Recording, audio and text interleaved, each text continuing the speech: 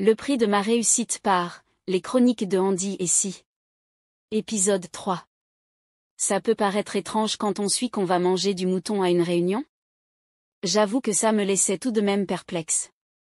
En général, les gens consomment du poulet ou des légumes lors des réunions.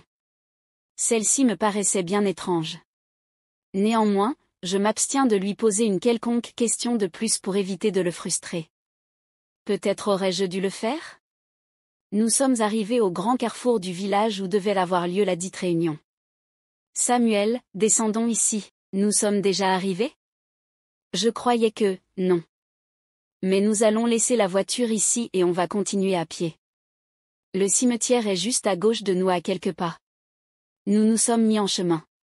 On traversait le cimetière, on se faufilait entre les tombeaux. Comment ne pas avoir peur de marcher dans un cimetière en pleine nuit? J'avais des frissons sur tout le corps. Je me posais la question intérieurement, qu'est-ce que je fais ici dans un cimetière au milieu de la nuit, mon Dieu? Robert avait remarqué que je n'étais pas très serein et confiant. Robert, n'aie pas peur Samuel. Bientôt on sera arrivé. Samuel, Robert, tu peux m'expliquer encore comment on peut se retrouver dans un cimetière au milieu des tombes en pleine nuit? On va même où comme ça? Robert, je t'ai déjà dit que le vieillard qui reçoit la réunion vit près du cimetière et il aime vivre dans les lieux retirés car il aime être distrait. Samuel, ce genre d'habitation où on vit près des cimetières. Robert, tiens voilà la maison. Nous sommes arrivés. C'était une vieille maison en bois pas très grande en superficie. Comment un homme pouvait-il vivre seul derrière un cimetière? Robert, toc toc monsieur Yaya, ouvrez s'il vous plaît. Je vis la porte s'ouvrir et un vieillard nous accueillir. J'ai compris que c'était lui le fameux Yaya Tambu.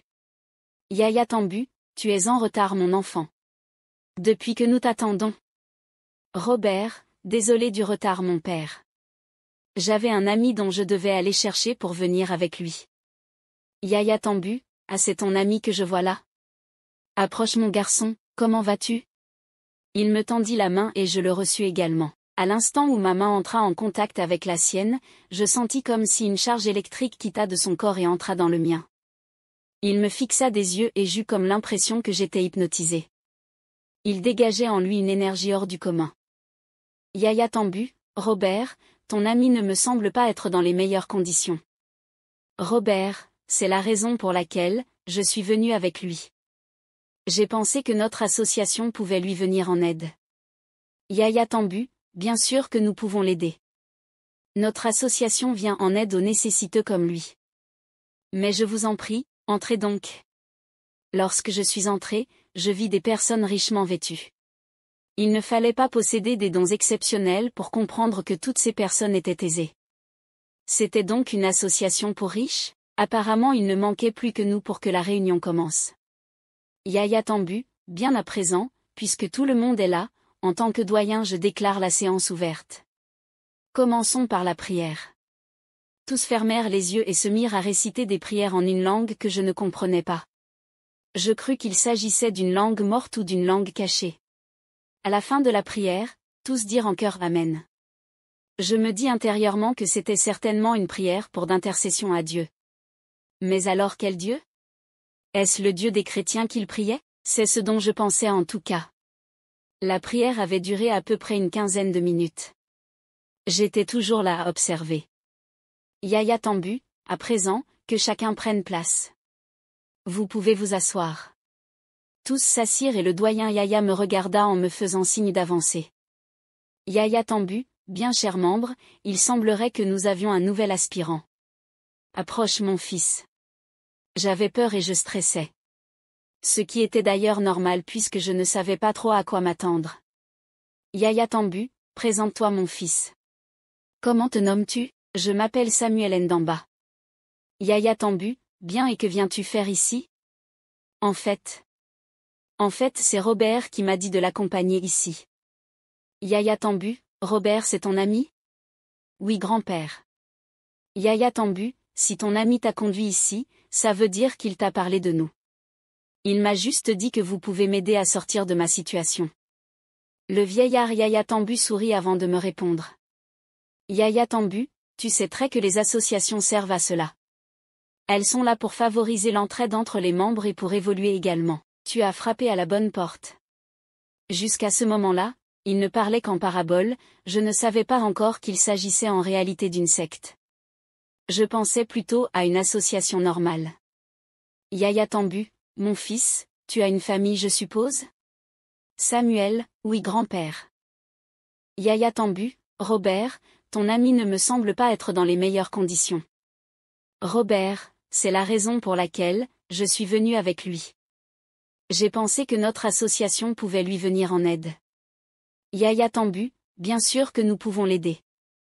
Notre association vient en aide aux nécessiteux comme lui. Mais je vous en prie, entrez donc. Lorsque je suis entré, je vis des personnes richement vêtues. Il ne fallait pas posséder des dons exceptionnels pour comprendre que toutes ces personnes étaient aisées. C'était donc une association pour riches? Apparemment il ne manquait plus que nous pour que la réunion commence. Yahya Tambu, bien à présent, puisque tout le monde est là, en tant que doyen je déclare la séance ouverte. Commençons par la prière. Tous fermèrent les yeux et se mirent à réciter des prières en une langue que je ne comprenais pas.